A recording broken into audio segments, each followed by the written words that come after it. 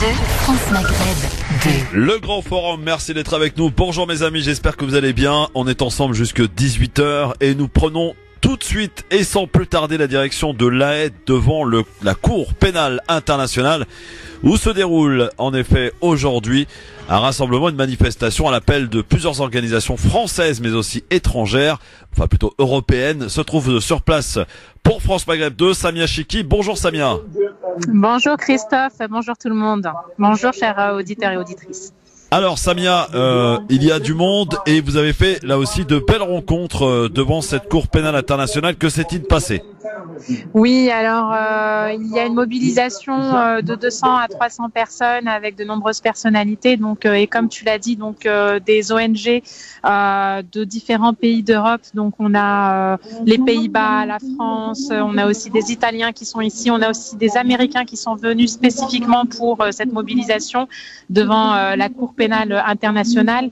Donc puisque aujourd'hui le 29 novembre, donc c'est la journée de on a perdu Samia Chiki, avec qui nous étions en direct. Effectivement, on a fait de belles rencontres. Allô, allô. Oui, on t'avait perdu un instant, mais tout va bien. Oui, donc tu as fait de belles rencontres, Samia. Oui, de très belles rencontres. Et puis on a donc rencontré des personnalités donc qui sont tout le temps mobilisées pour la cause palestinienne. Dont Zied que nous avions invité à l'antenne, et puis j'ai également à mes côtés monsieur Christophe Oberlin, donc chirurgien qui nous revient tout droit donc d'une mission à Gaza. Monsieur Oberlin, bonjour monsieur le professeur. Monsieur Christophe Oberlin, vous m'entendez ? Oui, je vous entends bien, Christophe Fro. Merci de nous permettre de parler de cette action ici à la Cour pénale. Il y a plusieurs actions judiciaires qui sont en cours à la Cour pénale concernant la Palestine, mais il y a en tout cas une échéance rapide qui est celle de la semaine prochaine où Madame Fatou Bensouda doit donner une réponse à la Cour sur la question du classement de l'affaire du Mavi Marmara, ces 9 Turcs qui ont été tués en pleine mer il y a maintenant 9 ans. La Cour a sévèrement tensé Madame Bensouda, la procureure, en lui disant qu'elle avait commis 5 erreurs de droit et qu'elle n'avait donc pas, selon le statut de Rome, le droit de classer l'affaire sans suite. Et donc il y a un véritable bras de fer qui est engagé entre la procureure, Madame Bensouda, et les juges de la Cour et de la Cour d'appel. Et quelle que soit la réponse de Mme Bensouda la semaine prochaine, eh bien les attendus de cette réponse seront à lire scrupuleusement, car elle a commis de véritables erreurs de droit. Je ne peux pas les énumérer ici, ça serait un petit peu long, mais en tout cas c'est compréhensible par tout le monde et nous essayons en tout cas de faire savoir à ces délégués qui ont reçu une délégation de notre groupe ici, de faire savoir que nous connaissons le droit et que nous suivons ce qu'elle dit de manière très précise. Très bien, donc une délégation a été reçue. Qu'est-ce qu'il en est ressorti ? Une délégation a été reçue, mais de manière très brève et de manière très, très formelle. Il est clair que malgré nous avons lu toutes les déclarations d'Anna Bensouda, les jugements qui ont eu lieu, elle se moque véritablement de la Cour, ce qui n'est pas légal en termes de droit international, puisque lorsqu'il y a une discussion juridique, eh bien c'est la Cour qui a prééminence sur le procureur. Et d'ailleurs, dans son dernier arrêté, sa dernière décision, la Cour d'appel a reproché très vivement à Mme Bensouda le ton et l'arrogance de ses réponses qui consiste à dire je suis le procureur, je décide et je n'ai même pas à répondre à vos questions, ce qui est complètement illégal au regard du statut de la Cour. Bien sûr. Merci Christophe Oberlin, en tout cas de tous les combats pour la Palestine, bien sûr. Personne, ça n'échappera à personne. Merci Monsieur Christophe Oberlin et au plaisir de vous voir dans le studio. Merci beaucoup Christophe, à bientôt alors. Au revoir. Merci Samia Chiki, donc toujours pour nous et en direct sur France Maghreb 2. Effectivement, de belles rencontres, tu en as faites. Oui, donc voilà, on a Christophe Oberlin, mais on a également Lila que je vais te passer parce que Lila vient d'être reçue justement par des représentants de la procureure, Fatou Bensouda, qui est la procureure en charge pour laquelle en fait on est ici présent puisque c'est auprès d'elle que le dossier est en main. C'est également elle qui a refusé donc de diligenter une enquête concernant ces crimes dont sont victimes les Palestiniens. Donc je vais te la passer et elle va vous donner des éléments, quelques éléments de réponse qu'elle a eu à l'instant. Très bien, merci beaucoup Samia. Nous sommes en direct donc de La Haye devant la Cour pénale internationale avec Lila. Lila, bonjour et bienvenue sur France Maghreb 2. Alors, que s'est-il passé lorsque vous avez été reçu? Que vous a-t-on dit? Alors, qu'est-ce qu'il s'est passé? Je pense que honnêtement, on s'attendait pas à grand-chose. Je veux dire, les faits sont là. Le procureur a tous les dossiers entre les mains, des dossiers qui sont extrêmement bien documentés, comme on n'a jamais vu. Et il n'empêche que le dossier Palestine n'avance pas. Donc, bien qu'il y ait, il faut reconnaître quand même un travail des juges au sein de cette instance, de la Cour pénale internationale, qui soit très très bien fait. Mais le problème, c'est que ça bloque au niveau de Madame la procureure, et les choses n'avancent pas. Donc, on s'attendait pas à grand chose. Il me semble qu'il était important quand même de venir ici à l'occasion de la journée internationale aujourd'hui, mais on venait aussi parce qu'il y a un rendez-vous important la semaine prochaine et que le 3 décembre, Madame Bensouda va devoir répondre à une demande de la Cour d'appel ici de la CPI parce qu'il a été relevé quand même au moins 5 erreurs dans le traitement de ce dossier Palestine et ce rendez-vous a lieu la semaine prochaine. Voilà un petit peu dans quelle situation nous sommes là aujourd'hui. Très bien, merci Lila pour nous avoir apporté ce qui s'est passé lors de votre rencontre et bon retour à Paris. Je sais que merci. Voilà. Il fait froid en plus, donc il fait très très froid, mais bon, écoutez, il y a un peu de monde et puis on est là aux côtés de nos Palestiniens et puis on espère qu'ils résisteront autant que possible. Merci. Inch'Allah. Merci Lila, à très bientôt. Merci beaucoup et bravo à tous ces gens effectivement qui sont venus, qui se sont déplacés du côté de la Cour pénale internationale à La Haye pour cette journée de solidarité, ma chère Samia. Oui, tu as froid toi aussi, Ah, je suis gelée, mais c'est pour la bonne cause et on espère que les auditeurs sont présents pour suivre ça en direct. Très bien. Bon, eh bien, on vous retrouve d'ici quelques instants, ma chère Samia. Restez bien avec nous. Juste un petit message. Donc, il ne faut pas oublier qu'il y a la résolution Maillard qui va être votée le 3 décembre. Christophe, donc une résolution du député Maillard pour laquelle en fait on souhaite par la loi donner une définition de l'antisémitisme et y assimiler en même temps l'antisionisme. Donc c'est le moment que tout le monde se mobilise et puis aille en discuter avec son ou ses députés. Oui, voilà, donc avant la date cruciale qui est le 3 décembre. Merci du rappel, ma chère Samia, et à tout à l'heure. À tout à l'heure, merci beaucoup. En direct, effectivement, de La Haye devant la Cour pénale internationale sur France Maghreb 2, en direct pour cette journée internationale de solidarité avec le peuple palestinien. À l'instant, c'était Rimbana sur France Maghreb 2. Superbe chanson de Rimbana sur France Maghreb 2. Merci d'être avec nous en direct. On est avec vous, bien sûr, pour vous recevoir, vous accompagner et bien entendu, vous pouvez nous appeler dans un instant. Je crois qu'on va reprendre la direction de La Haye dans un instant, de la Cour pénale internationale.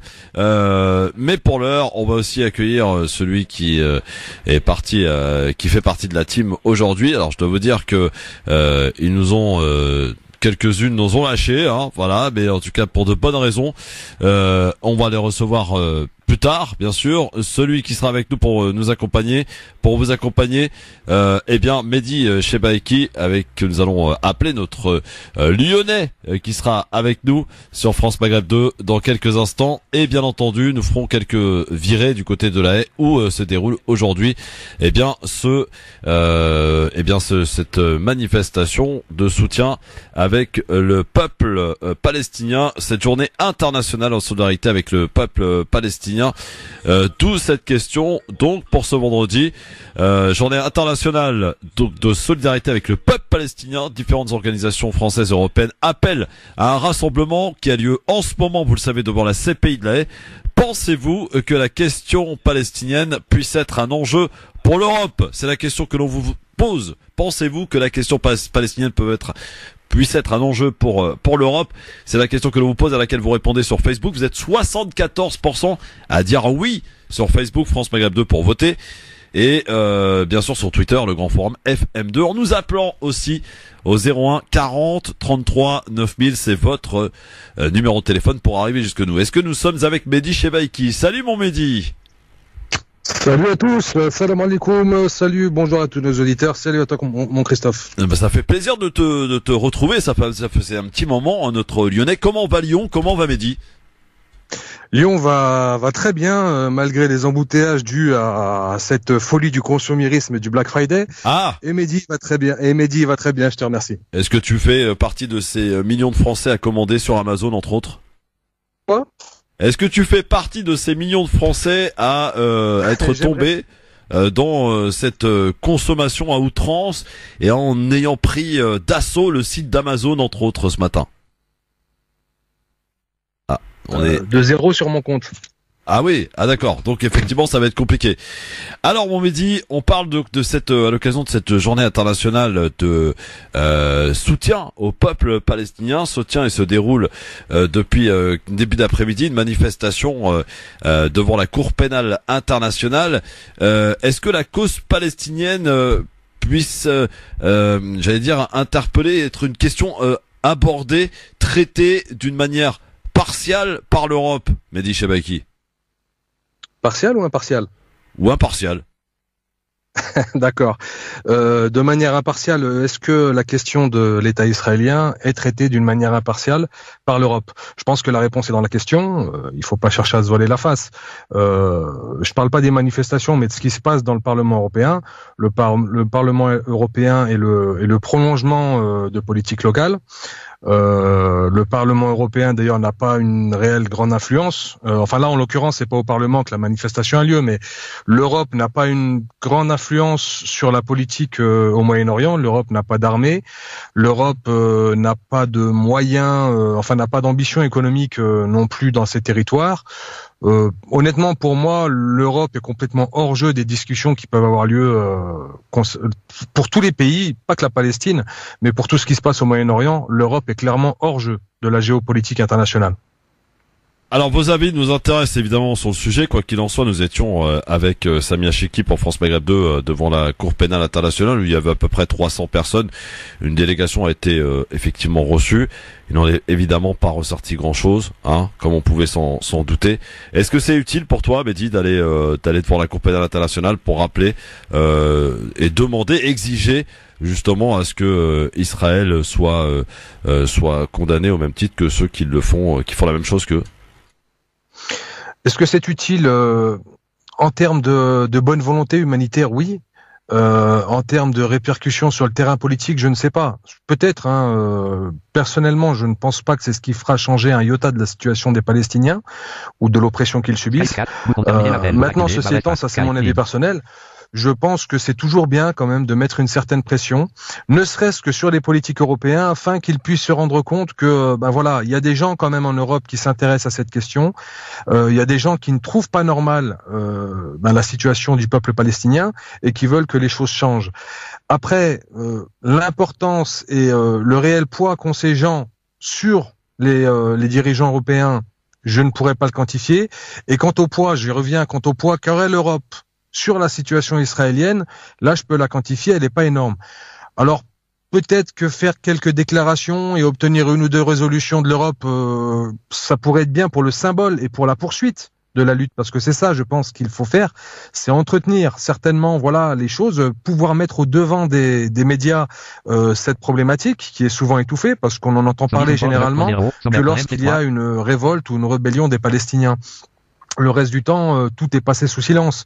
On peut interroger n'importe qui, enfin n'importe qui non, mais on peut interroger 95% des Européens. La situation que vivent les Palestiniens au jour le jour, ils ne la connaissent pas. Non parce que ça pardon, il y a quand même une chose importante qu'il faut rappeler quand même ici. Vous savez que dans cette émission, on n'a absolument pas la langue de bois. Quand il s'agit d'aller soutenir le peuple palestinien, il n'y a pas grand monde dans les rues. Je suis forcé de le constater, moi. C'était le cas effectivement en 2014. Il y avait beaucoup de monde. On était en plein bombardement de Gaza, avec énormément de morts et d'atrocités qui ont été retransmis en direct à la télé, en particulier sur TF1. Quand on a vu ces 4 gamins se faire tuer sur la plage de Gaza, et là les gens se sont mobilisés, sont sortis. Mais en dehors de cela, en dehors d'images, en dehors d'images violentes, personne ne s'offusque de ce qui se passe pour ce peuple palestinien, à en croire le nombre de personnes qui manifestent dans les rues lorsqu'il y a des manifestations d'organisées. C'est quoi, 50, au mieux 100 personnes qui se réunissent. Et ça, c'est une réalité. Alors ça me fait bien rire, moi, quand on nous dit oui, soutien au peuple palestinien, mais vous êtes combien, vous soutenez les peuples palestiniens? Vous êtes combien à sortir et à aller manifester lorsqu'il le faut? Vous êtes combien à vous déplacer devant les endroits stratégiques pour aller exiger et demander des choses? Il n'y a pas grand monde. Il n'y a pas grand monde, clairement, mais j'ai envie de dire, à qui est-ce que tu t'adresses lorsque tu dis cela? Je m'adresse à tous ceux qui effectivement nous parlent de Palestine à longueur de temps. Je m'adresse à tous ceux et toutes celles qui s'offusquent effectivement en appelant la radio pour dénoncer des choses, mais quand il s'agit de faire des choses, et Ziad Medouk que nous recevions, je crois la semaine dernière ou il y a 2 semaines, nous disait un simple soutien de votre part. Vraiment, c'est une chose extraordinaire pour nous. Même ça, on a du mal. C'est-à-dire, on vous demande pas d'appeler la radio pour manifester votre soutien au peuple palestinien. Non, il faut aller bien plus loin que cela. C'est-à-dire se déplacer lorsqu'il y a des manifestations de soutien devant la Fontaine des Innocents à Paris, par exemple, à l'appel de Cap Jipo, à l'appel de d'autres organisations. Voilà, dès qu'il se passe quelque chose, d'aller devant l'ambassade, devant les ambassades. Il y a plein de moyens, il y a plein d'actions qui se font autour de la Palestine. Il y a des films, par exemple, d'aller encourager l'œuvre artistique. Là, il n'y a pas grand monde, mais je suis désolé de le dire. Il n'y a pas grand monde, il n'y a pas plus de monde que pour les Rohingyas ou pour les Ouïghours. Exactement. Non, mais je suis entièrement d'accord avec ça. Moi, personnellement, j'ai une autre vision du combat qu'il faudrait mener aujourd'hui, mais c'est la mienne, c'est pas la vision générale, c'est un avis personnel. Mais concernant les manifestations, le problème, c'est que il n'y a plus aujourd'hui d'image iconique de la Palestine. Ouais. Autrefois, il y avait Arafat. Il y avait Arafat qui arrivait à attirer les micros sur lui, qui arrivait à faire des conférences, qui s'exprimait en anglais. Arafat. Comment? Docteur Arafat, comme le surnommait Chirac. Docteur Arafat, voilà, tout à fait, qui avait ce côté un peu iconique à la Guevara, après indépendamment de ce qu'était réellement le personnage, mais il avait le mérite pour lui, voilà, d'arriver à faire parler de la Palestine au-delà des frontières. Aujourd'hui, force est de reconnaître qu'il n'y a absolument personne sur la scène palestinienne qui est capable d'avoir ce dialogue avec les médias, qui est capable de faire figure devant le monde pour représenter justement ce combat, représenter la misère de ce que vit ce peuple et toutes ces atrocités, et surtout le faire de manière en attirant une certaine sympathie. Et ça, c'est ce qui manque beaucoup aujourd'hui, je pense, au niveau médiatique du combat palestinien, c'est ça. Alors, il y a beaucoup de gens qui font plein de choses dans le monde entier, il y a des assos, il y a BDS, il y a tout un tas de choses admirables qui sont faites, exact. Mais hélas, comment? Je te disais, exact, oui, absolument, BDS qui fait un travail extraordinaire. Extraordinaire, tout à fait, et puis qui ont eu des résultats parce que justement ils sont sortis du combat habituel, du combat des manifestations, et ils sont proactifs, ils ne sont pas réactifs. Nous en France, alors là je vais parler plus pour les Français de confession musulmane, comme pour l'ensemble des problèmes qui peuvent nous toucher en interne, on est toujours dans la réaction, on est très peu dans la construction, et c'est ce que les associations ont du mal à pallier à ça, parce qu'elles ont des gens qui vont leur donner de manière ponctuelle, parfois beaucoup d'argent, mais sur le long terme il n'y a pas grand-chose. Et ça, c'est vraiment un problème qu'il faut régler, c'est un problème de mentalité, mais au-delà de ça, mon cher Christophe, la Palestine, en dehors de la communauté française de confession musulmane, qui, pour des raisons de cœur, on va dire, s'intéresse à ce sujet, il y a une partie de l'extrême gauche, de la gauche, de l'extrême gauche, qui participe également, mais pour 80% des Français, Est-ce que ces gens, on va arriver à les mobiliser? Je ne pense pas, parce qu'ils ont déjà des problèmes en interne en ce moment, depuis quelque temps maintenant en France. Et puis bon, il y a tellement de rabâchage médiatique, il y a tellement de procédés un peu tordus pour faire un genre d'égalité. Lorsque l'on parle du conflit israélo-palestinien, il n'y a absolument aucun conflit entre Israël et un pays qui s'appellerait la Palestine. Et pourtant, c'est vendu comme ça. Et donc, c'est là où justement on arrive aux limites du combat et des manifs, c'est que l'ensemble de la population française, même si elle peut se sentir touchée, hein, bien entendu, parce que les gens ont du cœur, parce que vivent les Palestiniens, ils ne vont pas mettre leur poids dans la balance pour essayer de faire changer les choses, et ça peut se comprendre. 01 40 33 9000, si vous partagez quelque peu notre constat, ou pas d'ailleurs, venez nous dire si on a tort ou raison, vous nous appelez pour ce faire au 01 40 33 9000. J'aimerais aussi qu'on parle dans quelques instants de ce qui s'est passé au Parlement européen hier. Ce Parlement européen avec à la manœuvre un certain Raphaël Glucksmann qui a fait voter, a priori, une condamnation en direction de l'Algérie pour des arrestations arbitraires, pour tout ce qui se passe autour du Hirak, un appel à un massif soutien au Hirak en Algérie. On y reviendra dans un instant. Et puis Castaner aussi, on va en parler de Castaner. Le ministre de Castaner, qui, vous le savez, juste après l'attentat de la préfecture de Paris, avait listé une liste donc de radicalisation, hein. Et puis maintenant, qui s'attaque au communautarisme. Et il a convoqué pour ce faire des préfets hier au ministère. Ils étaient plus d'une centaine, hein. Il aura fait un rappel considérable. On en reparlera avec vous dans un instant au 01 40 33 9000. Je crois qu'on a quelqu'un du standard, on va l'accueillir tout de suite. Bonjour. Ah, voilà. Abdel à l'appareil. Salut Abdel. Bonjour Abdel, comment ça va? Ça va. Bon, moi je suis d'accord avec tout ce que vous dites, mais en fait, on n'est pas dans la réalité. Tu peux mettre 1 million de Français dans la rue qui manifestent dans les rues de Paris, dans le monde. Monsieur Trump, il n'en a rien à faire. Il y a que deux pouvoirs qui peuvent faire changer d'avis au monde entier. C'est soit les Palestiniens eux-mêmes qui prennent les armes, mais ça c'est trop tard, soit c'est l'argent. L'argent, Christophe. Il faudrait que pour ça, tous les pays arabes, et là on rentre dans la science-fiction, parce qu'on a des dirigeants déjà qui sont des traites, je dis bien des traites pour la plupart des pays arabes. Il faudrait que ces gens-là se réunissent et disent maintenant, le pétrole, c'est terminé, si la Palestine ne retrouve pas sa souveraineté et la plupart de ses territoires. Si tu fais pas ça, Trump, il n'en a rien à faire. Maintenant, vous êtes des professionnels.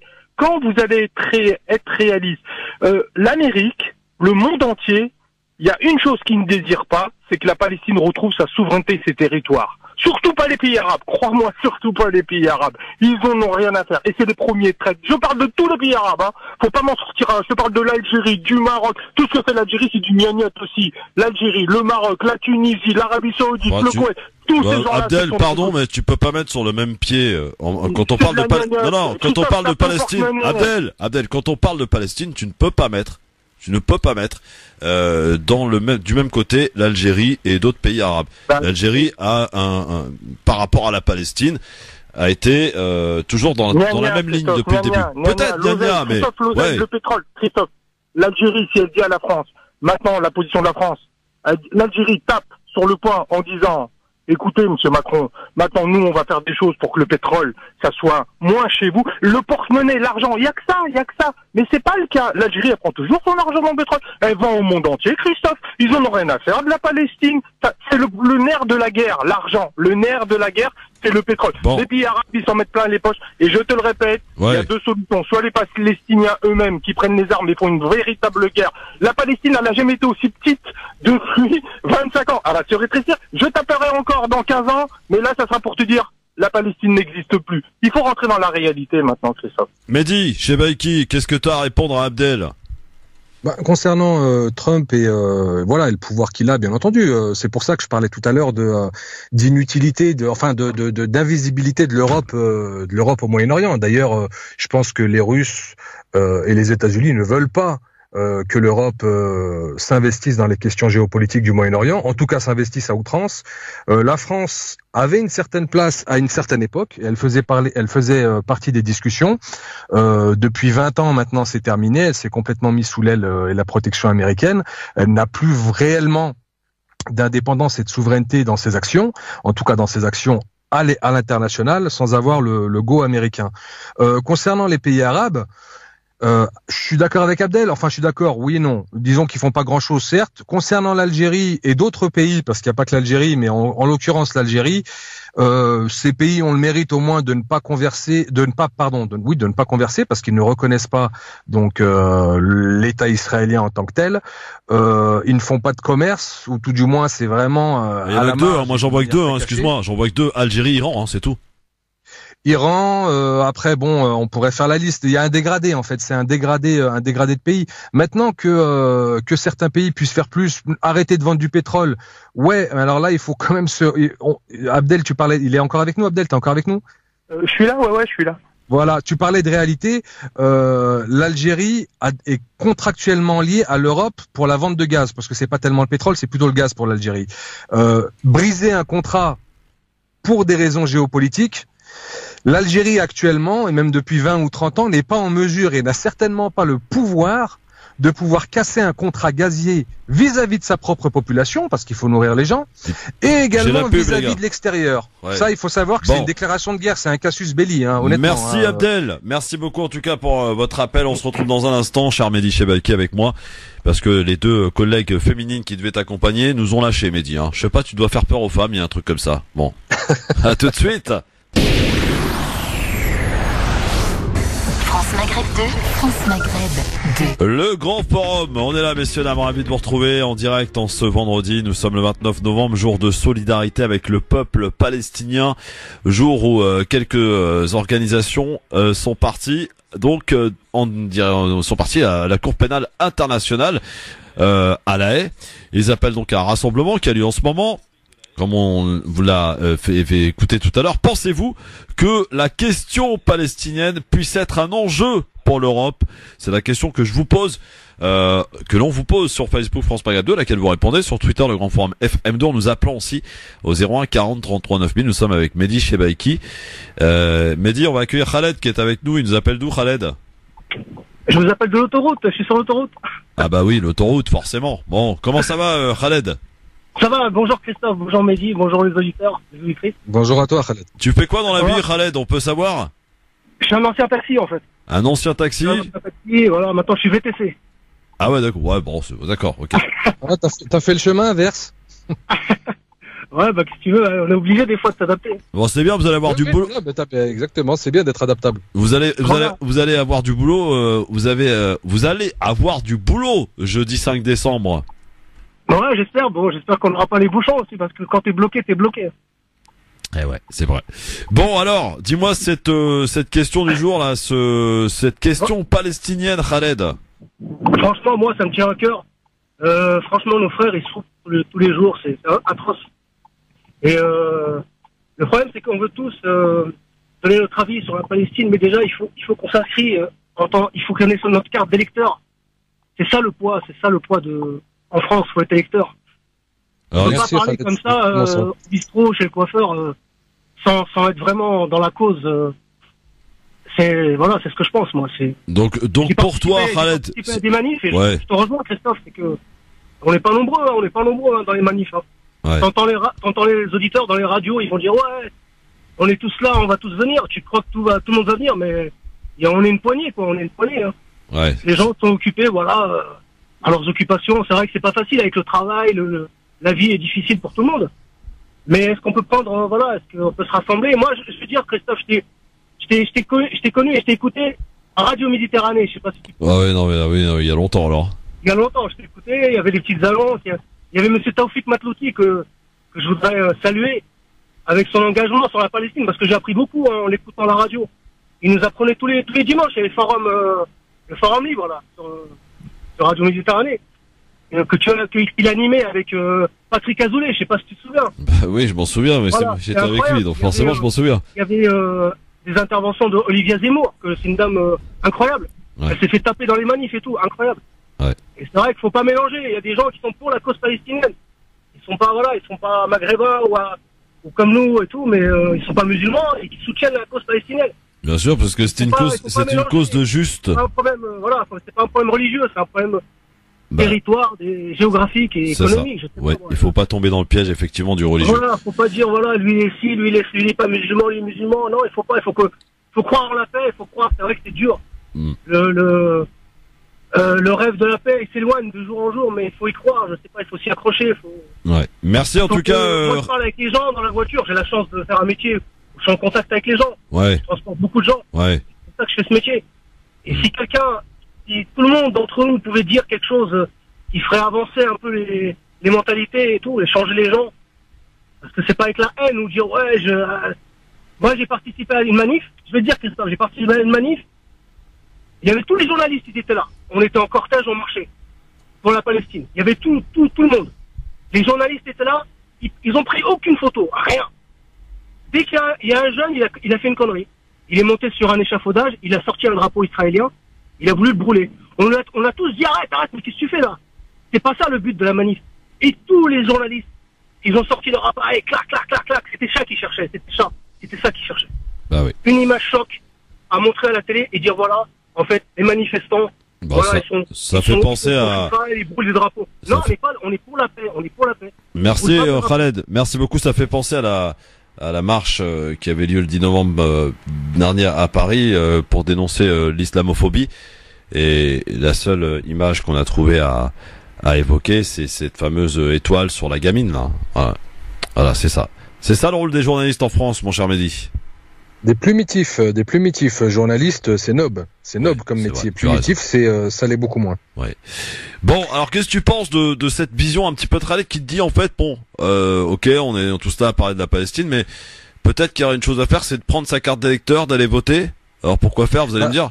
Pour aller sensibiliser. Oui, mais moi, quand j'ai entendu Khaled parler, voilà, c'est ça ça me fait chaud au cœur, tu vois, parce qu'on n'est pas quelqu'un qui est là, dans la contestation stérile, dans la manifestation ou dans le relayage d'infos fake news ou pas d'ailleurs, ou vraies news sur les réseaux sociaux, sur WhatsApp, qui ont fait beaucoup de mal d'ailleurs, je pense, à la cause palestinienne finalement, parce que à l'époque, quand on s'intéressait vraiment à ça, quand on voulait avoir des infos, fallait se déplacer justement.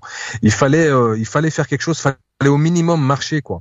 Et aujourd'hui, en relayant, en postant quelques posts sur Facebook ou sur WhatsApp ou Twitter, les gens s'achètent un peu une bonne conduite, ils s'achètent une dignité.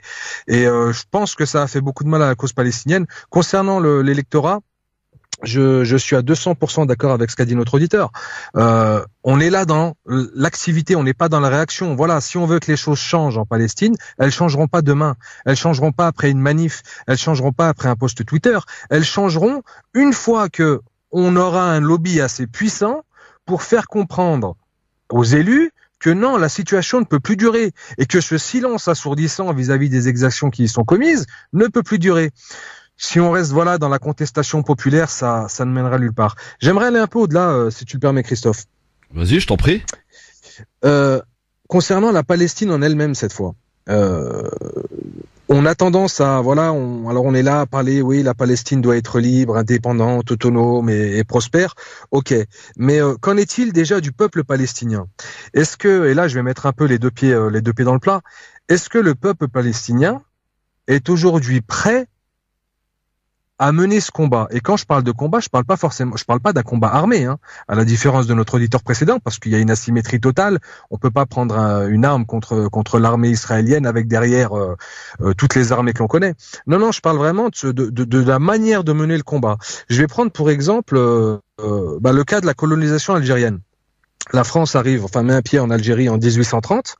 En 1830, elle se retrouve, grosso modo, face à une ville de Alger qui est quasiment donnée par le dé de l'époque, puisque les combats ont été courts sur la capitale, mais face à deux fronts. Deux fronts, c'était le front de l'émirat Abdelkader, rahimahullah, et le front de Ahmed Bey à Constantine. C'était des gens qui avaient des compétences militaires, c'était des gens qui avaient un certain nombre de ressources, une aura importante sur leur peuple, mais qui n'ont jamais réussi à s'entendre pour faire front commun contre un occupant. Je ne sais pas si ça te rappelle une certaine situation que l'on vit actuellement en Palestine entre la Cisjordanie et Gaza. Ouais. Au-delà, voilà, et on voit les conséquences que ça a pu avoir, justement, ce manque d'unité face à un ennemi extérieur. Au-delà de ça, si on prend même toute l'histoire de l'Algérie colonisée, Il y a eu la révolte de Cheikh Mokrani, il y a eu la révolte de Cheikh Haddad, il y a eu la révolte de Bouhamama, les Ouled Sédicher, il y a eu des révoltes dans le sud. Il y en a eu beaucoup, mais jamais au même moment. Jamais au même moment parce que il n'y avait pas ce sentiment de devoir s'unifier derrière une cause commune. Et ce que je me demande aujourd'hui, c'est est-ce que quand je dis le peuple, je parle pas du peuple palestinien, mais est-ce que les dirigeants déjà en eux-mêmes palestiniens sont à même de mener ce combat? De quel dirigeant tu parles? De ce président illégitime qui a gardé le pouvoir, Mahmoud Abbas, depuis 2010? En premier lieu, qui pour moi n'est un dirigeant de rien du tout, parce que depuis 5 ou 6 ans, il a même plus de mandat. Hein. On se demande 2010, même pourquoi il est ça là. fait 9 ans. 9 ans. 9 ans. 9 ans qu'on a une personne qui est payée pour gérer l'intendance de l'armée d'occupation israélienne, hein, grosso modo. Mais au-delà de ça, on va même le Hamas. Même le Hamas qui a fait preuve, déjà qui subit, les habitants de Gaza subissent dans leur chair de manière hebdomadaire peut-être les exactions, les atrocités des bombardements israéliens, des assassinats et j'en passe. Mais est-ce que eux politiquement ils sont prêts aussi justement? Ça, je m'interroge réellement là-dessus. Est-ce qu'ils sont prêts à faire passer avant leur propre, même si c'est pas un pouvoir, c'est un pouvoir de révolutionnaire, mais c'est pas un pouvoir en tant que tel. Est-ce qu'ils sont prêts justement à aller au-delà de ça et à former cette unité avec l'ensemble du peuple palestinien? Et il y a un autre problème, mon cher Christophe et nos chers auditeurs, c'est l'environnement. L'environnement aujourd'hui, c'est un Irak qui est détruit, qui est en proie à la violence. C'est une Syrie qui est détruite. C'est une Jordanie, la Jordanie, pas besoin d'en dire plus. C'est une Égypte servile. Comment aujourd'hui est-ce qu'on peut penser un seul instant que la Palestine peut être libérable? Ce n'est pas possible. Il faut vraiment se mettre ça dans les yeux. C'est pas possible aujourd'hui. C'est impossible. Et je parle même pas des éléments extérieurs que peuvent être la Russie, les États-Unis, l'Europe et tout un tas d'autres pays encore, l'Europe de l'Est notamment, qui soutient alors à 200% l'État israélien dans ce qu'il fait de pire. Hein. Pas un soutien pour un soutien, c'est dans ce qu'il fait de pire qu'ils le soutiennent. Avec une situation pareille, je pense qu'il est grand temps de repenser la manière dont il faut lutter pour aider ce peuple. Ce peuple doit repenser sa lutte, et nous autres, nous devons repenser la nôtre. En premier lieu, déjà, à savoir pourquoi est-ce que nous le soutenons. Est-ce que nous les soutenons parce qu'ils font face à des juifs, simplement, par un racisme primaire, ou est-ce que nous les soutenons parce qu'ils font partie de notre communauté de croyants, ou est-ce que nous les soutenons parce qu'ils vivent une injustice? Déjà, il faut se poser ces questions et agir en tant que tel. Moi, j'ai répondu à ça. Toi, tu as répondu. Oui. Et notre auditeur précédent aussi, Khaled, a répondu. Ouais. Mais ça, hélas, je pense qu'il y a beaucoup de gens qui soutiennent les Palestiniens pour de mauvaises raisons malsaines. Ouais, des raisons malsaines. Oui, non, je suis assez d'accord. Je suis pas loin de partager ton avis, cher Mehdi.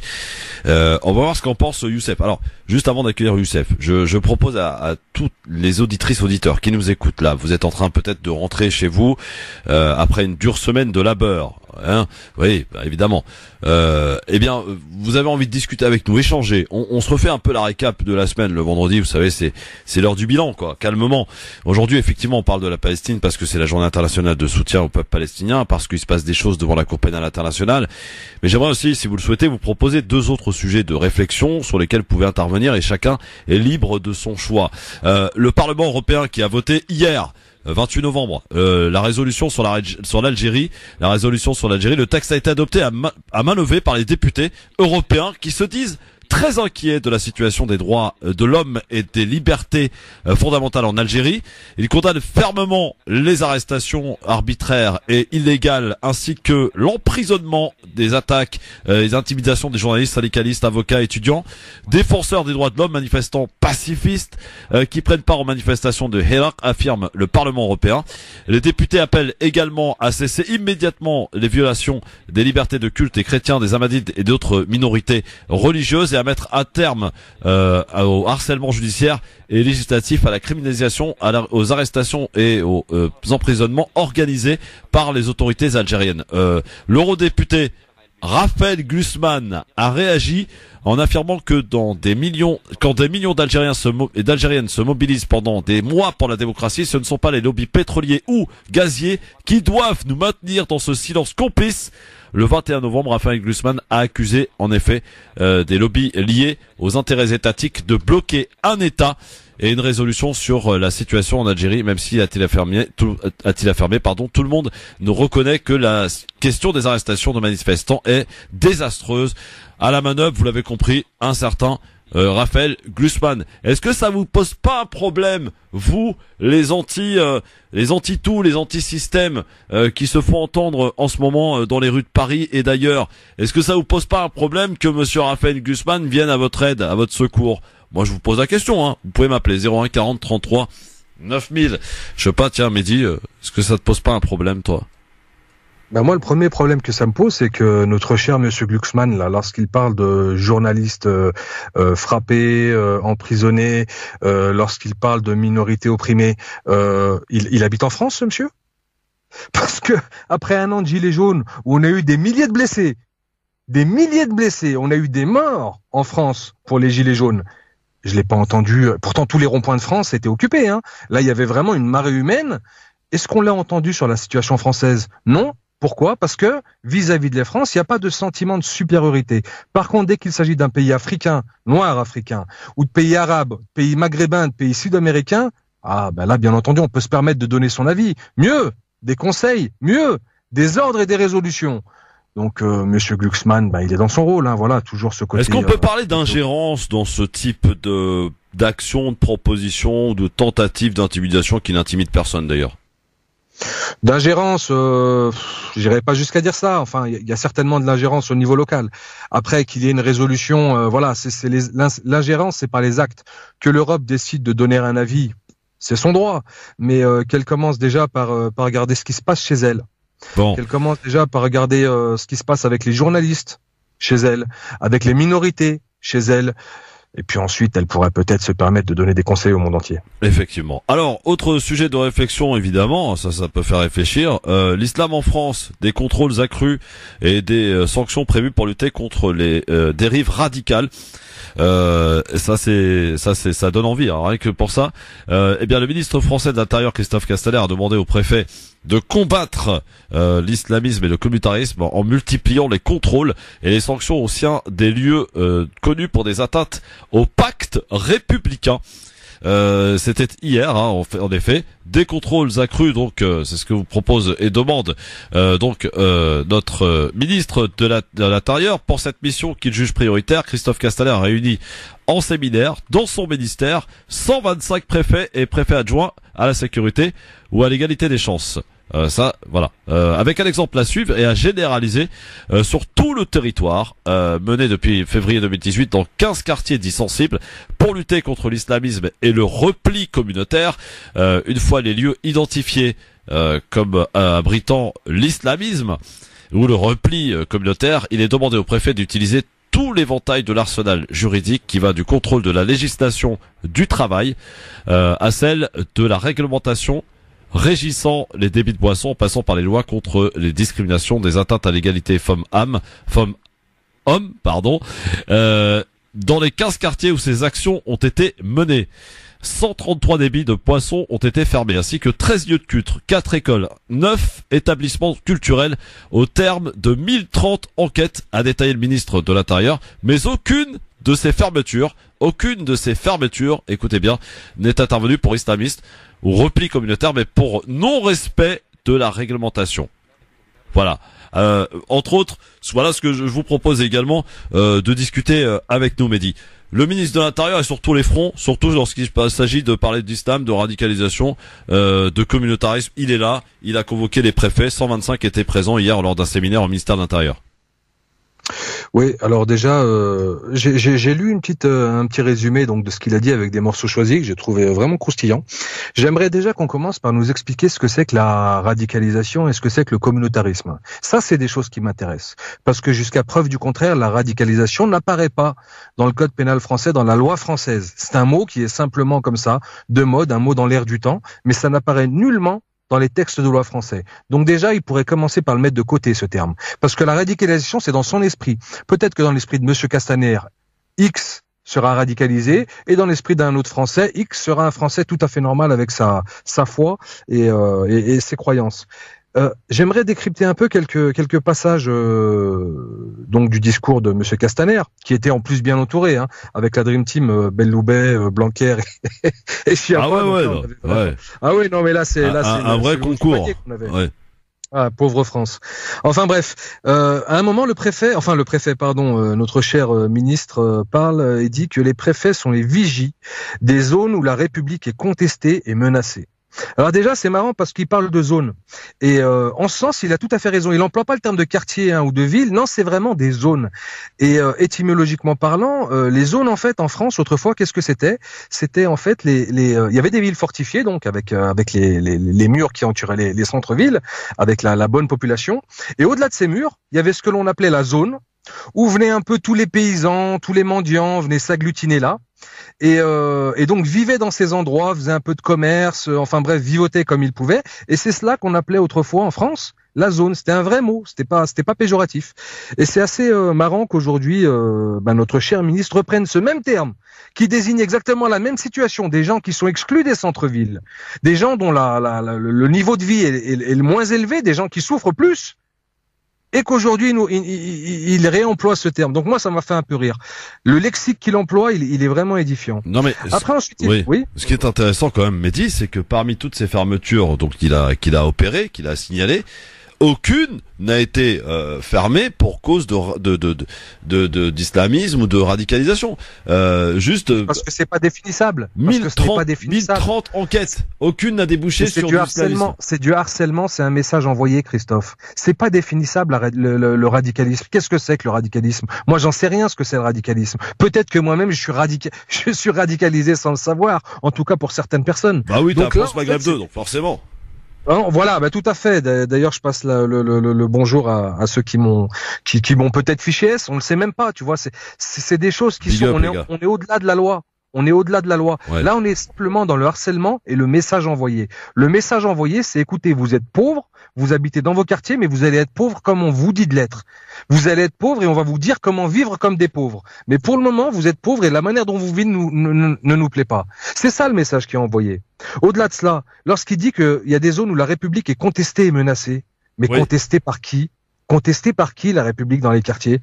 Elle est menacée par qui ? Là, on est dans quoi ? On est dans la théorie du complot. Monsieur Castaner passe à la télé. S'il nous parlait simplement du terrorisme, d'accord, voilà, il y a des actions terroristes, on en a démantelé tant, ok, d'accord, là il y a des faits peut-être, il n'y a pas de problème, on le sait tous, et on le souffre tout autant que les autres Français d'ailleurs, ce terrorisme. Mais ça, il faut le rappeler. Non mais victime. Et voilà, on n'est pas au courant. Hein. Alors là, je le rappelle aux Français, vous savez, nous autres Français de confession musulmane, nous ne savons pas lorsque nous allons prendre le métro ou lorsque nous allons dans un marché de Noël pour faire des achats ou manger des bons produits, nous ne savons pas qu'il y a quelqu'un personne nous a envoyé de SMS pour nous dire n'y allez pas, il va y avoir un attentat. Bon, ça je voulais aussi régler ça. Mais là, on est vraiment dans la théorie du complot avec ce communautarisme et cette radicalisation. Castaner complotiste. Mais bien entendu, lorsqu'il dit qu'il y a un projet politique antidémocratique, je le cite là, il dit que dans certaines zones, il y a un projet politique antidémocratique. Si c'est pas de la théorie du complot, si ce n'est pas signifié à l'ensemble de nos compatriotes que attention à vous, parce qu'il y a certains endroits, souvent dans les quartiers populaires, où il y a des gens qui veulent mettre à bas la République. Mais qu'est-ce que ça veut dire ça ? Qu'est-ce que ça signifie ? Bon, on sait très bien pourquoi il fait ça in fine. Hein. Ouais. On sait très bien. Oui. Ah oui. Il y a des élections qui arrivent, il faut faire monter le Front National, il faut s'assurer, il faut faire peur aux gens et comment dire, et s'ériger en rempart. Voilà, bon, ça c'est leur tambouille habituel. Ouais. Mais là n'est pas la question. Il y a une dernière chose aussi, lorsque le ministre dit qu'il compte sur les préfets, la justice et les maires. Il a bien dit, il compte sur les préfets, la justice et les maires. Oui. Je suis désolé. À aucun moment il a dit je compte sur la population de ces quartiers. À aucun moment il n'a fait appel au bon sens dans les quartiers. D'utiliser tout le arsenal juridique. Utiliser tout le arsenal juridique, hein. Pour part, c'est-à-dire que c'est une gestion, c'est pas quelque chose que j'aime dire parce que c'est pas un constat que je fais habituellement. Enfin, c'est pas un constat. Mais actuellement, on est purement dans la gestion d'une colonie, pas d'une partie de la France peuplée de Français.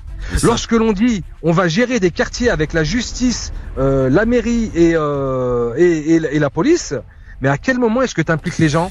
Pourquoi est-ce que tu mets les gens hors de ton constat ? Pourquoi mettre toute une population, des millions de gens, hors de l'action ? Mais ce sont les premiers concernés.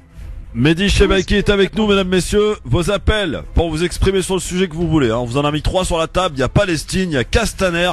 Et il y a Parlement européen qui condamne l'Algérie. À vous de nous appeler 01 40 33 9000. Il y a du monde. On vous accueille dans un instant avec mon ami Mehdi Chebaiki ici présent. Je sais pas s'il y aura un quiz du coup, hein, parce qu'il y a personne. Ça va être compliqué, hein. Je risquerais de perdre en plus. En plus, bon bah tout de suite alors. Merci d'être avec nous en direct sur votre radio France Maghreb 2 et évidemment avec vous et avec mon ami Mehdi Chebaiki. Il est là. Toujours là, effectivement. Alors Mehdi, juste une petite avant qu'on prenne nos auditeurs, est-ce que tu peux nous redonner un petit peu ta position justement sur le Parlement européen, parce qu'on va en parler je crois avec notre auditeur dans un instant. Concernant l'Algérie.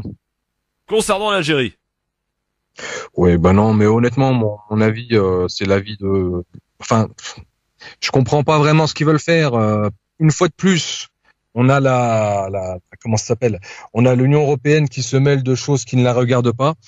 Une fois de plus, on a des manipulations, on veut faire adopter des résolutions.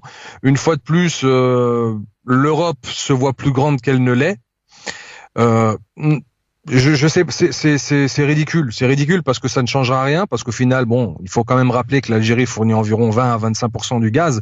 Et lorsque M. Glucksmann dit qu'il ne faut pas se plier comment il dit, au lobby gazier, si je ne m'abuse. Oui, au lobby gazier, oui. Faut peut-être lui apprendre un peu la réelle politique, justement. Et pétrolier. Pétrolier et gazier. Comment? Pétrolier et gazier. Pétrolier et gazier. Ouais, pétrolier et gazier. Non, faut peut-être un peu lui rapprendre la réelle politique. Maintenant, à mon sens, c'est simplement un relais d'opinion à haut niveau de certains courants qui agissent en Algérie, qui sont ce qu'ils sont. Je parle pas des gens qui manifestent dignement et qui ont simplement qui ne veulent pas ces élections pour des raisons nobles.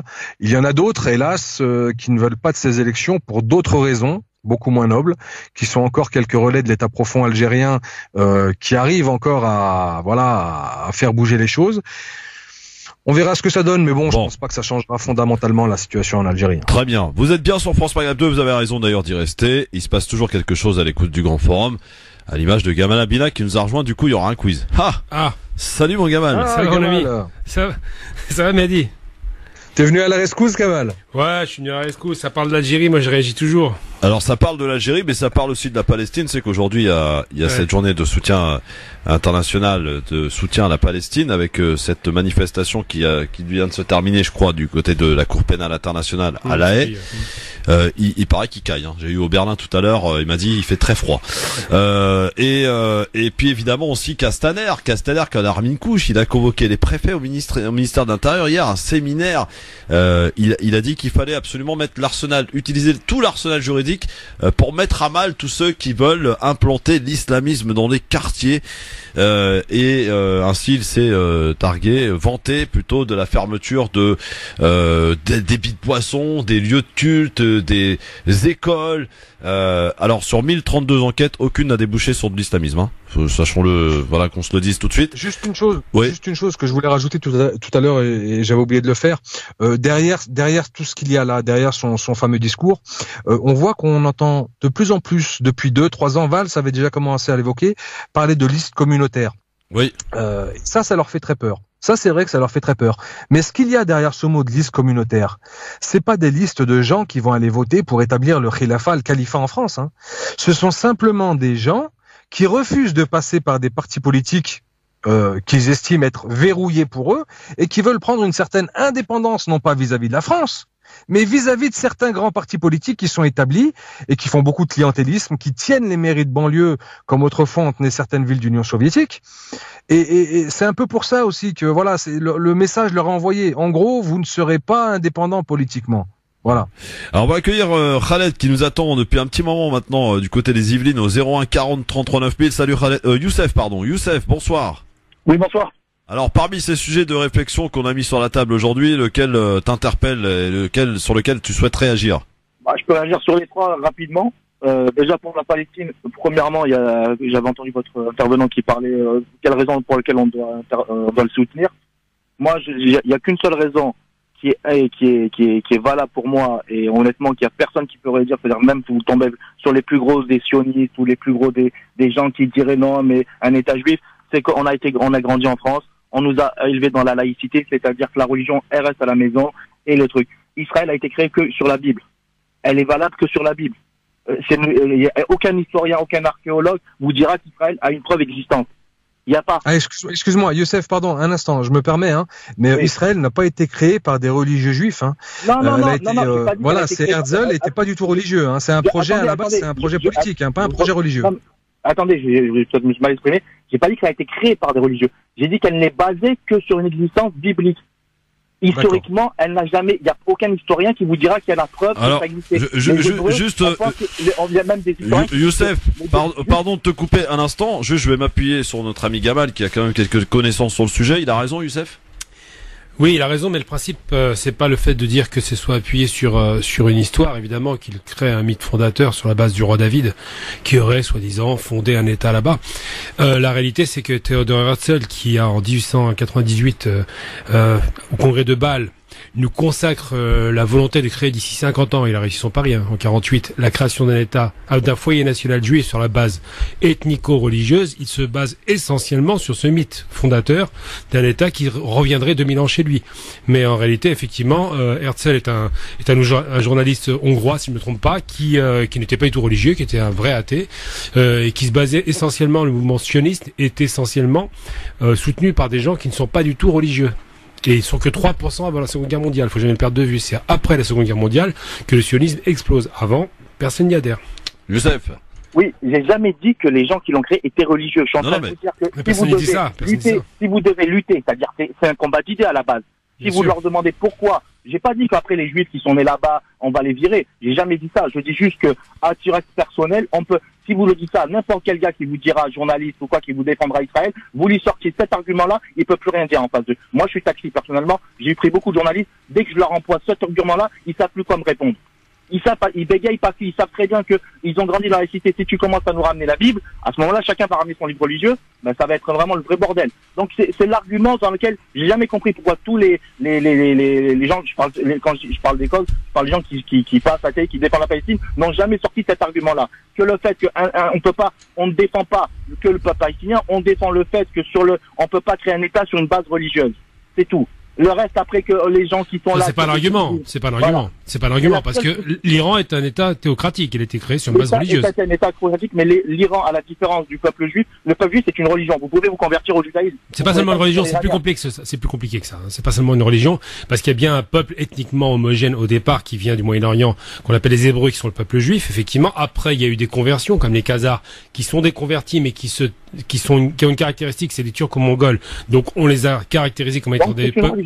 Non, on les a caractérisés. Non, il faut être très clair.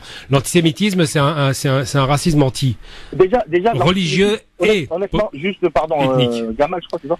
Oui, c'est ça, c'est Gamal, c'est ça. Il faut arrêter d'employer leurs mots. Antisémitisme, on est des sémites. Moi, je suis algérien d'origine. Non, c'est pas vrai, on n'est pas sémites. Faut arrêter de délirer. Faut être très clair. Faut pas raconter des bêtises.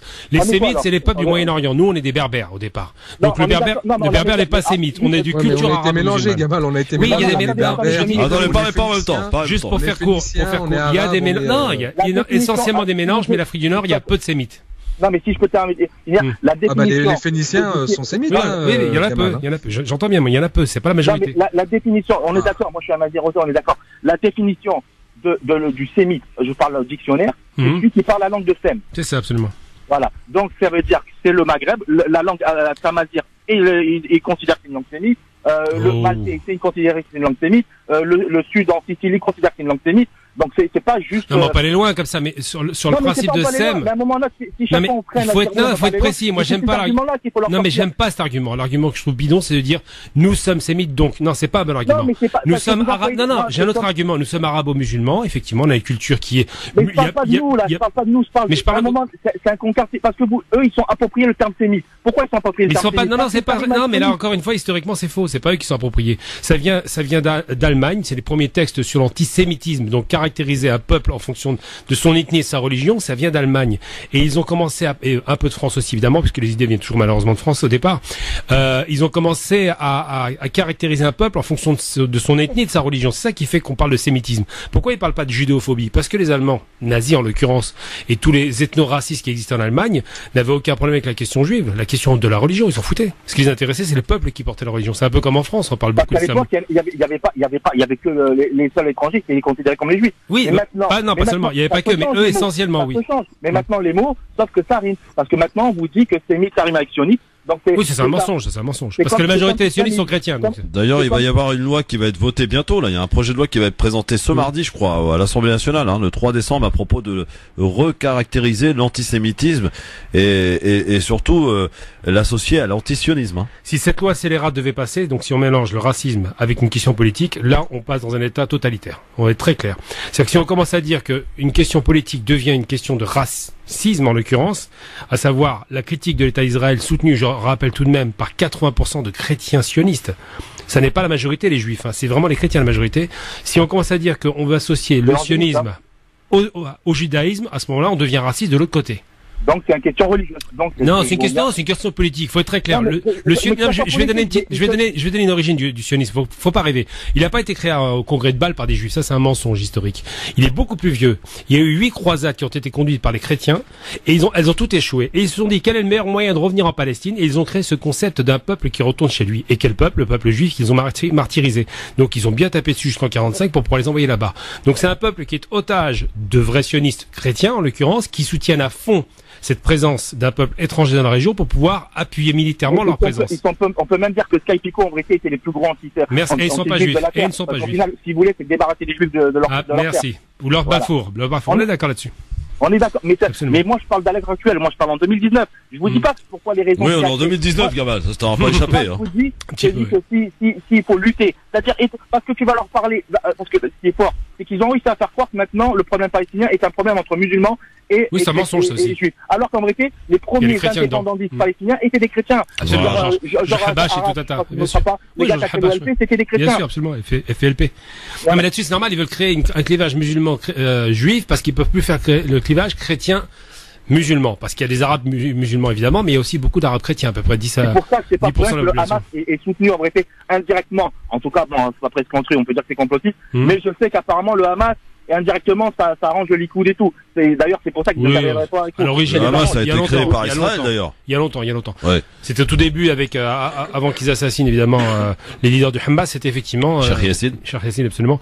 C'était effectivement pas une création parce que c'est exagéré. Oui, voilà, c'est un encouragement. C'est pas une création, c'est une manipulation pour faire diviser, pour diviser le mouvement unitaire palestinien, c'est tout. Parce que les Palestiniens à côté, le FPLP, enfin tout ce qui était mouvement un peu laïque entre guillemets, le terme n'est pas adapté, mais on va l'appeler comme ça, soutenu par Nasser, les Nassériens, c'est un mouvement panarabiste qui n'avait pas du tout la dimension islamique.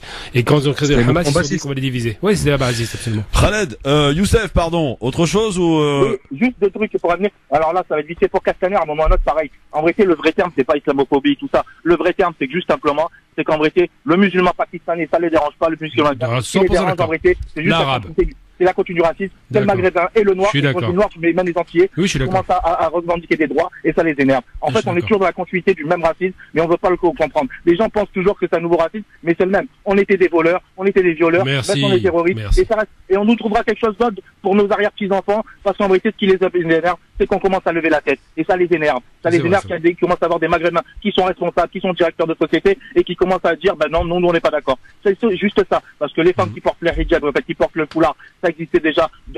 Mes grands-parents sont arrivés en 46. Donc ma grand-mère, depuis 46, elle porte un hijab, ça n'a jamais dérangé personne. Donc c'est avoir arrêté de faire semblant. Et juste qu'on va en même moment, il faudra leur ramener ça vers l'histoire. En fait, c'est une continuité du racisme. Je suis d'accord avec ça. Il est bon notre Youssef. Il est bon notre Youssef.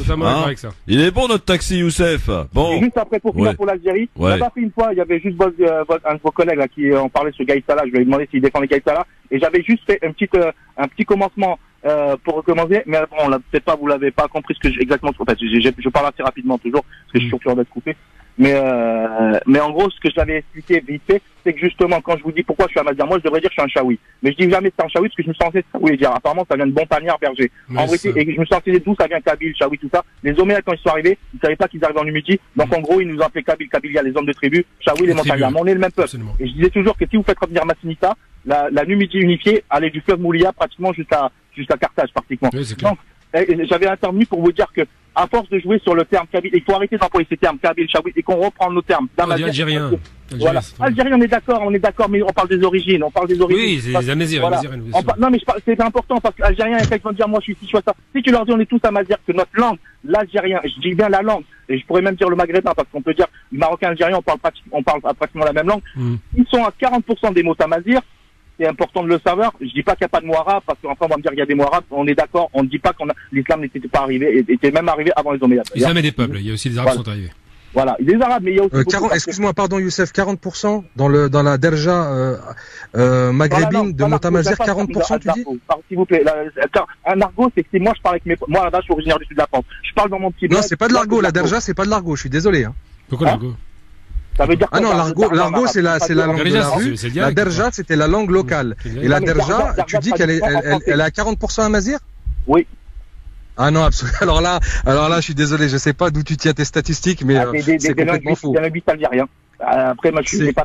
On est tous algériens, et je peux te dire qu'elle n'est pas à 40%. Non, c'est majoritairement arabe, c'est évident. Tamazir, sinon déjà, il y aurait une intercompréhension beaucoup plus importante qu'elle ne l'est entre la langue derja arabe et la langue tamazir. On va prendre un mot simple. Yemma, c'est quelle origine? Yemma, c'est connu, ça veut dire, c'est berbère. Yemma, c'est maman. Absolument, c'est berbère. Et c'est de quelle origine? Les berbères, c'est connu, ça. Oui. Mais c'est un emprunt. Pardon, excusez-moi, juste une chose. Vous dites Yemma. Le mot arabe, c'est Ummi. Yemma, Ummi, c'est les mêmes mots. Absolument. Allez dire que ça vient de là et que ça vient pas de là, je suis désolé, mais le mot en arabe c'est Ummi. Bon, Ummi, Yimma, Mamti, 40% berbère, mon vieux. Qu'est-ce que tu veux que je te dise, Mehdi? Voilà, c'est comme ça. Yemma, c'est un mot tamazir. Donc ça veut dire, et pourtant, les tamazirs n'emploient pas. Non mais les Amazirs ils utilisent beaucoup de mots arabes aussi. C'est pas forcément un mot. Non, ce que j'essaie d'expliquer, je ne nie pas que la langue tamazir fait partie du Maghreb et elle est parlée par tout un tas de gens. Et d'ailleurs c'est pas la langue tamazir, c'est les langues tamazir. Parce que entre les Tergui, les Chleuh, les Chaoui, les Qbaili, enfin bref tous les peuples berbères qui existent au Maghreb, il n'y a pas une langue qui est unifiée et il y a parfois des grandes différences comme il peut y en avoir, beaucoup moins dans la derja, mais c'est pas le problème. Mais ce que je veux dire c'est que dire qu'aujourd'hui il y a 40% de la langue. Vas-y. 40% de la langue derja arabe maghrébine qui viendrait du berbère, là c'est faux, c'est archi faux. Pardon, c'est archi faux. L'argument de Yemma, il tient pas la route. Comment on compte en tamazir? Je connais pas la façon de compter. Yewen, Sin. Yewen, c'est de l'arabe pratiquement. Après Tlata, comment ça c'est de l'arabe? Yewen, Sin. Ahidoun, Yewen, Sin, Zouj. Ouais, bah oui, mais c'est pas pareil. Mais c'est le même racine. Non, mais là on parle de la derja algérienne arabe. Oui. Si on compte en arabe, c'est les mêmes chiffres de partout. Enfin, les exemples sont nombreux. La derja arabe maghrébine, il y a certes quelques mots de tamazirt, bien entendu, mais la plupart, c'est une base arabe, complètement arabe, et phénicienne. D'ailleurs, il y a beaucoup de espagnol aussi, qui apparaissent. Et espagnol. Un petit peu, oui, ça c'est plutôt du côté d'Oran, voilà, parce qu'il y a une présence espagnole. Avant de parler de leurs origines, on peut parler que c'est une langue nationale. À partir du moment où tout le pays le parle. Bien sûr, évidemment. Ça discute pas, ça. Et justement, on aurait dû jouer ça. Et pourquoi je parle de ça? Et je parle des origines, le fait qu'on ne devrait plus employer les termes kabyle, chaoui, tout ça. Et juste le terme amazir, qui vraiment unifie, parce que dans notre histoire, la Numidie, elle n'était pas sectorisée. On est d'accord que la capitale. Pardon, je suis désolé, mais la Numidie, elle a été rarement unifiée. Elle a été unifiée à un moment, notamment par rapport à Massinissa, quand il a combattu contre un autre berbère, Sifax, et qui étaient placés les uns et les autres sous la protection de l'Empire romain. D'ailleurs, lorsque les Arabes sont arrivés. Elle était unifiée. Massinissa, il tapait de l'argent. Il tapait monnaie. Donc, après, quand on dit qu'il y avait une puissance encore supérieure à lui, c'est comme si demain vous me dites, la France, mais derrière, il y a les États-Unis. On est d'accord. Mais non, garnison, il faut bien dire la chose. La Numidie n'a pas été unifiée pendant des siècles. C'est faux, c'est absolument faux. Il y avait tout un tas. D'ailleurs, et j'en veux pour preuve, lorsque les Arabes sont arrivés, les premiers, les pré-Hilaliens, lorsqu'ils sont arrivés, ils n'ont pas combattu que contre des Berbères, puisque des Berbères combattaient avec eux contre Kaïna et ses armées. Elle s'appelle pas Kaïna aussi. Ça encore, pour arrêter d'employer ces termes-là, elle s'appelle Demia. Kaïna, c'était justement pour la ridiculiser. Non, mais alors, peu importe. Non, mais ça, c'est les noms qu'on lui donne aujourd'hui. Même sa vie, personne ne connaît sa vie. Il n'y a pas d'écrit, il n'y a pas de texte. C'est d'être orienté par les uns et les autres. Et la plupart des textes que l'on a sur elle viennent des Arabes, donc forcément orientés. Donc, je veux pas être pris pour quelqu'un. Les amis, c'est pas ça. Mais simplement faire du roman national. On en a déjà assez mangé du roman national depuis l'Algérie moderne. Si en plus il faut faire du roman national sur 2000 ans, faut laisser ça aux historiens. Parce que juste pour finir, je vais finir après, je vais vous laisser les autres auditeurs. Pourquoi c'est important? Parce que c'est avec ces petits trucs comme ça, quand on dit il y a 3 peuples différents en Algérie, il y a plusieurs peuples, c'est comme ça qu'on construit un pays. Ils ont fait la même chose en Libye et ils font la même chose. Et là, c'est le commencement. On commence à faire croire oui, après on commence à dire ah oui, ils ont trévé le Congo à Mazir, à l'Ultra-Kabyle, derrière BHL qui se ramène nos frères kabyles, Oui, et c'est comme ça qu'on détruit un pays parce qu'on fait croire qu'il y a plusieurs personnes. Alors qu'à la base c'était un seul. Retire. Je retire. Alors, d'accord, une chose, Excuse-moi, à Adrar, donc, à Adrar, oh non, mais parce que c'est bien beau de vouloir une unité comme ça, on n'est pas des jacobins. Le problème de l'Algérie, ça a été justement ce jacobinisme qu'on a hérité de la France coloniale, qui veut que voilà, il y a un Algérien commun partout. Je suis désolé, il y a certes un peuple algérien issu d'une révolution qui avait un peu conscience de lui avant, mais surtout grâce à la révolution de 54. Mais je suis désolé, les habitants de Adrar sont des descendants de ce qu'on les appelait Soudani autrefois, parce qu'ils sont noirs de peau, ils ont les types africains. Eux, ce ne sont pas des berbères. Les Tergis et les Kabyles, ou nous, qui sommes dans ma région, certainement d'origine phénicio-berbère, je suis désolé, il y a des différences. Faut pas les nier, ces différences. Bon, est-ce qu'on peut revenir au cœur du sujet, les gars, parce que là, là, je vous ai laissé un petit peu, vous chamailler entre vous. Moi, j'adore ça. Vous me faites, les Algériens, vous êtes quand même un peuple exceptionnel, faut le dire. Vous êtes vraiment un peuple à part sur cette terre. Il y a rien à dire. Hein, vous vous débrouillez toujours pour être jamais d'accord sur des choses, j'allais dire, presque tout à fait logiques quand même. Sauf sur le foot. Oui, sauf sur le foot, c'est vrai. Khaled, Youssef, pardon, juste une petite question. Réponds-moi franchement. Tu iras voter, toi? Non, mais moi, je vous ai déjà dit, Non, mais tu m'as peut-être dit, moi, je me rappelle pas. Est-ce que tu vas participer? Non, mais moi, je vais vous dire exactement, parce que vous avez demandé, alors c'est quoi la solution? La solution, c'est à l'échelle locale. On recommence à l'échelle, il y a une code civile. On commence à l'échelle locale, chacun élu, et il vote pour son APT, ainsi de suite sur son Daria, et ensuite, on élu quelqu'un, un genre de conseil. Ça sert à rien de voter pour un président, parce que justement, vous l'avez vu maintenant, on n'est pas d'accord sur à peu près notre vouloir. Au moins, chacun dans son coin, on sera d'accord, et ensuite, ils feront une tambouille à l'échelle nationale. Je te pose une question, Youssef. Je te pose une question, moi. Comment tu expliques que ce mouvement Irak, qui a débuté au mois de février, qui était au départ, qui rassemblait, on va dire, toute la population algérienne pour ce rejet, je rappelle la demande de départ, c'était Boutef qui dégage. Il a dégagé. Ensuite, c'était tout le système.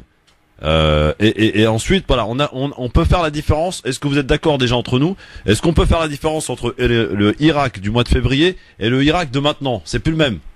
C'est la continuité. Non, c'est plus le même. C'est plus les mêmes individus. À un moment donné, le but, c'était le premier, c'était Bouteflika. Une fois qu'on voit que ça marche, eh ben, on va aller plus loin. Pourquoi? Parce qu'au final, la finalité, si vous parlez n'importe quel Algérien, en tout cas de là-bas, en tout cas, parce que nous on est un peu en Europe, on va pas dire, mais ils vont vous dire que nous c'est le système à la base. Bouteflika c'est juste la façade, mais il y avait tous les gens derrière. Pourquoi le Irak n'a pas été capable de faire émerger un candidat pour participer à cette échéance électorale? Pourquoi?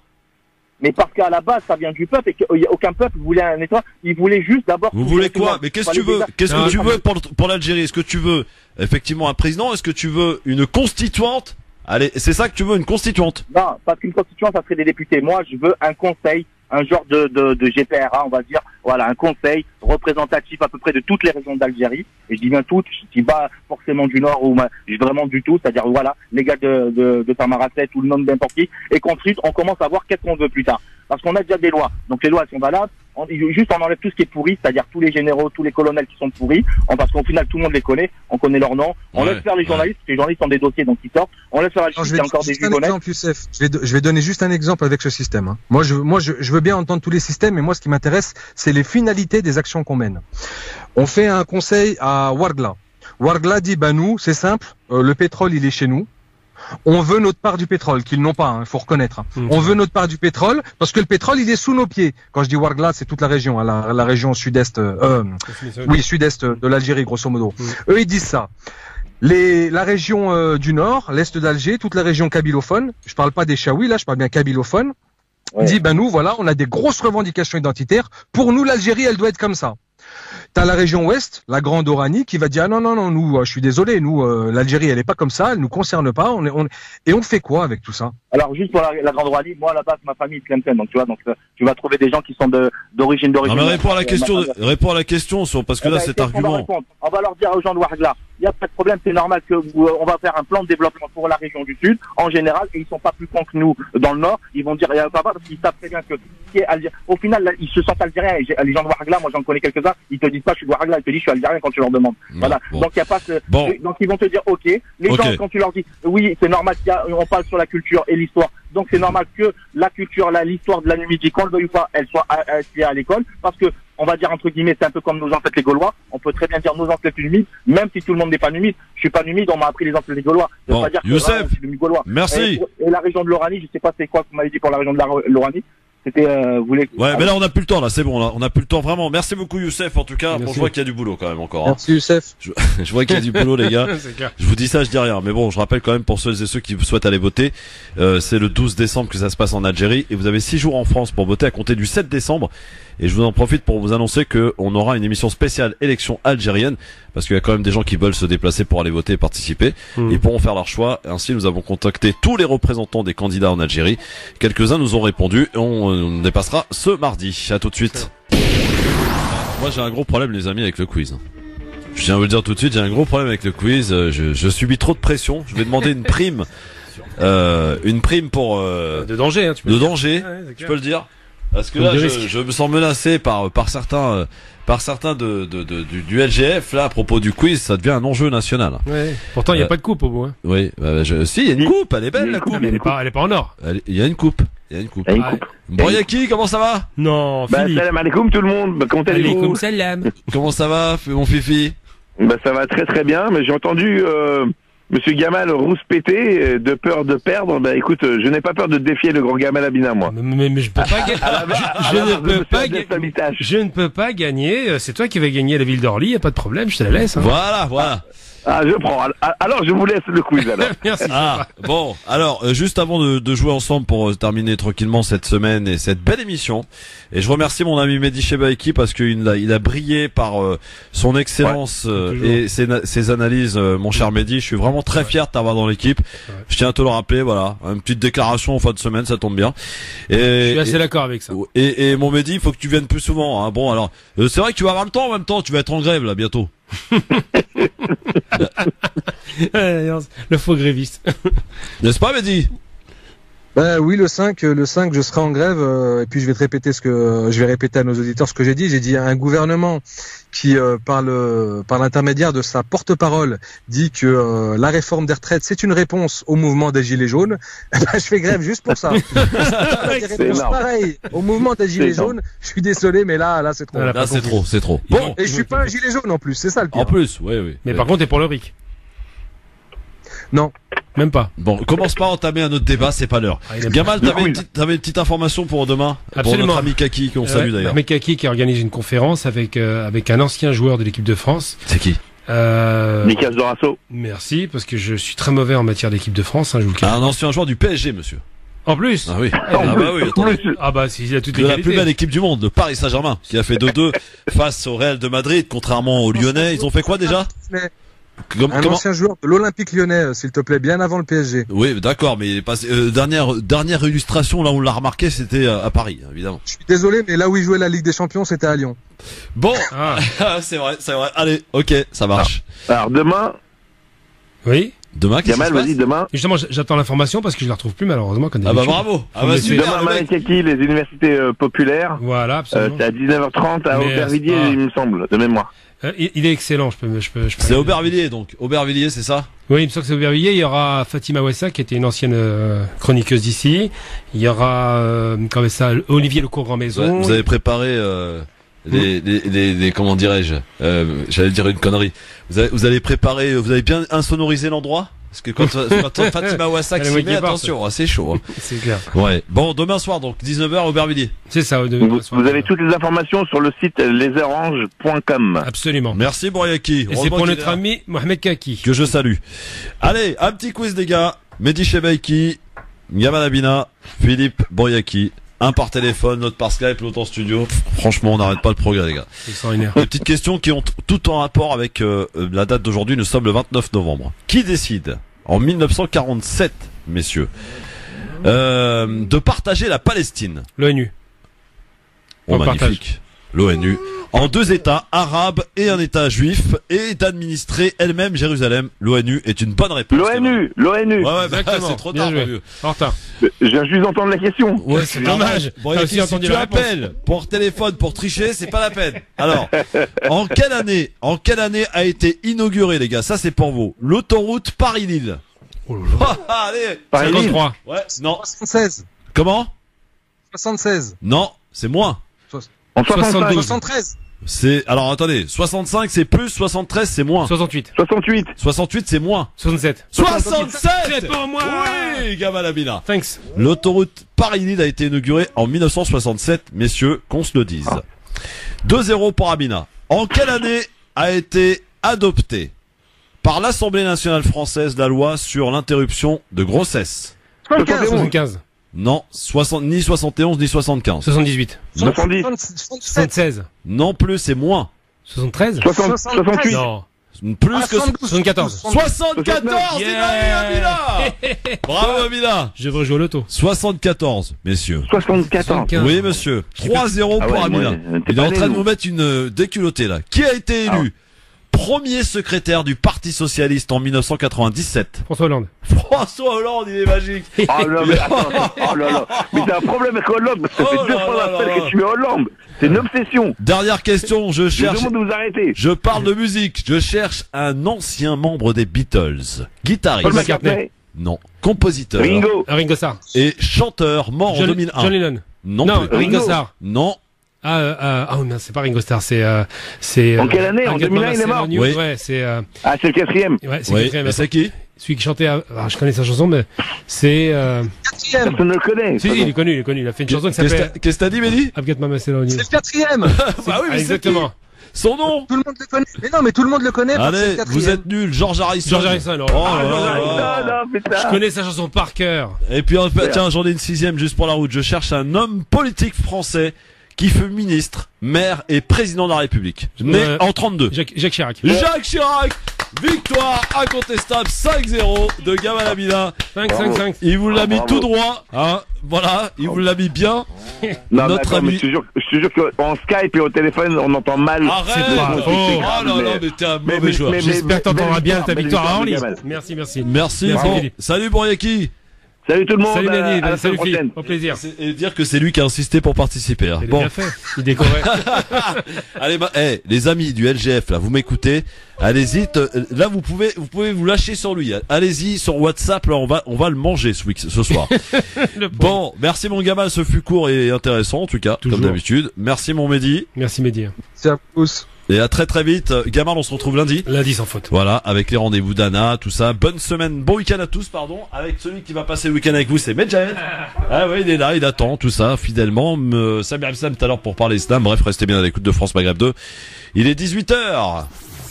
On va passer un peu quand même. Bah, c'est l'heure d'Alger, quoi. Le journal de Sophie Terrance pour l'actualité de ce soir, 18h04. Carrément. Bonsoir à tous. Les titres de l'actualité. Une attaque terroriste à Londres, plusieurs blessés à l'arme blanche dans des circonstances floues. On fera le point sur ce que l'on sait dès le début de ce journal. Une nouvelle marche mondiale pour le climat, la 8e du genre, avec des dizaines de rendez-vous fixés partout en France. Des manifestations pour demander un sursaut des gouvernements face au réchauffement climatique. Des rassemblements qui ont également en ligne de mire le Black Friday. Et puis l'info média du jour, c'est la revanche de Canal+ et de beIN Sport qui récupèrent les droits télé de la Ligue des Champions soufflés au groupe Altis. Plusieurs blessés à Londres après une attaque à l'arme blanche cet après-midi près du London Bridge. Les circonstances sont floues pour l'instant, mais Scotland Yard confirme qu'il s'agit d'une attaque terroriste. Clémence Lebary, quelles sont les toutes dernières informations? Ce que l'on sait, c'est que la police londonienne a été appelée juste avant à 14h heure britannique, juste avant 15h heure de Paris. Des personnes étaient effectivement poignardées sur le London Bridge, un pont très touristique de la capitale. Les témoins évoquent également des coups de feu tirés par la police. Plusieurs personnes auraient été blessées. On parle de 5 personnes selon les médias locaux. Le suspect, lui, a été abattu par la police. Elle l'a confirmé tout à l'heure. Un second individu a également été arrêté. La police britannique qualifie par précaution cet incident comme terroriste. Et Boris Johnson, le Premier ministre britannique, indique ce soir suivre la situation de près. Fais d'abord examiner ta propre mort cérébrale. La violente salve de Recep Tayyip Erdogan contre Emmanuel Macron. Le président turc s'en prend au chef de l'État français en reprenant sa formule de mort cérébrale utilisée à propos de l'OTAN. Ces propos interviennent après des critiques françaises de l'offensive de la Turquie en Syrie. Les deux dirigeants doivent se rencontrer mardi à Londres en compagnie d'Angela Merkel et de Boris Johnson. Une revendication opportuniste, c'est en tout cas la version de l'armée française 4 jours après l'accident d'hélicoptère qui a coûté la vie à 13 soldats. La branche ouest-africaine du groupe État islamique affirme avoir provoqué l'accident. Mais le chef d'état-major des armées françaises dément cette version des faits. Dans cette affaire, 2 enquêtes sont ouvertes, une interne et une du bureau d'enquête et d'analyse pour la sécurité de l'aviation civile. La colère des jeunes contre le Black Friday. Ils se sont mobilisés aujourd'hui dans les rues de plusieurs villes de France. Mouvement qui pointe du doigt la surconsommation et le capitalisme. À Toulouse, ils étaient plus d'1 millier à défiler dans le centre-ville cet après-midi. Pour le Black Friday, cette journée promo venue tout droit des États-Unis va à l'encontre de la protection de la planète. Écoutez. Ça pollue énormément et donc c'est pour ça que nous on est plutôt contre et on pense qu'il serait plus intéressant de développer le commerce de proximité. Il y a plein de solutions pour combattre cette consommation et Black Friday ça incite à la consommation de masse dont encore une fois on n'en a pas besoin. Ça représente l'idée de vouloir consommer non pas pour une nécessité mais plus pour des envies un peu fictives. Les jeunes c'est les premiers consommateurs des marques et le problème c'est que c'est trop ancré dans notre société. On lutte contre ça, on aimerait bien qu'il y ait moins axé sur les marques, moins axé sur le capitalisme, mais après c'est vrai que nous aujourd'hui c'est un peu compliqué de faire en dehors de ce système-là. Un propos recueilli au micro d'Émilie Gelbleu-Selimovic. D'autres actions ont eu lieu en France, notamment des blocages des dépôts Amazon ou encore des centres commerciaux. Ces mobilisations interviennent à quelques jours d'une semaine sociale extrêmement chargée, en particulier le 5 décembre avec la grève contre la réforme des retraites. Un mouvement qui s'annonce très suivi, notamment dans les transports. Pour tenter de limiter au maximum l'impact de cette grève, Édouard Philippe reçoit aujourd'hui 9 de ses ministres. Pour le moment, le gouvernement recommande seulement aux Français de limiter leurs déplacements et de privilégier le télétravail ou le covoiturage. La redevance audiovisuelle ne va pas disparaître avec la taxe habitation en 2022, c'est ce qu'a annoncé le ministre de la Culture Franck Riester. Le mode de collecte de l'impôt devrait être changé, tout comme son calcul. La redevance baissera de 1 € l'an prochain, soit la première baisse depuis plus de 10 ans. Sur quelle chaîne verrons-nous les exploits du Real, du Barça, de Manchester, du Bayern ou même du PSG en Ligue des Champions? La question était en suspens pour la période 2021-2024. L'UEFA a tranché et c'est le retour des historiques. Christophe Miedouget. Oui, Canal+ et beIN Sport font leur retour. Si les deux ont perdu la Ligue 1 qui sera diffusée dès la saison prochaine sur de nouvelles chaînes que doit créer le groupe espagnol Mediapro, Canal le plus ancien, beIN le premier à être venu marcher sur ses plates-bandes reviennent dans la course. Ils se sont offerts la Ligue des Champions pour la période 2021-2024. L'essentiel des rencontres pour le groupe qatari, les matchs premium pour les chaînes de Vincent Bolloré. TF1 s'offre de son côté la codiffusion de la finale. Un choix qui provoque la colère de Mediapro. Son patron, Jaume Rouras, affirme qu'il y a eu magouille pour écarter son groupe et annonce vouloir attaquer l'UEFA en justice.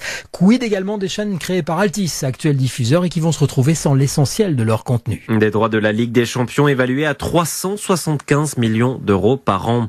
Le foot de la Ligue 1 ce soir au programme avec le début de la 15e journée. Marseille-Brest à l'affiche. Il y a aussi de la Ligue 2 avec la 16e journée. 9 matchs programmés à partir de 20h. Voilà pour l'information. Merci d'avoir suivi ce journal. Passez une excellente soirée. France Maghreb 2, France Maghreb 2. France Maghreb 2, service, info, musique, divertissement. France Maghreb 2. France Maghreb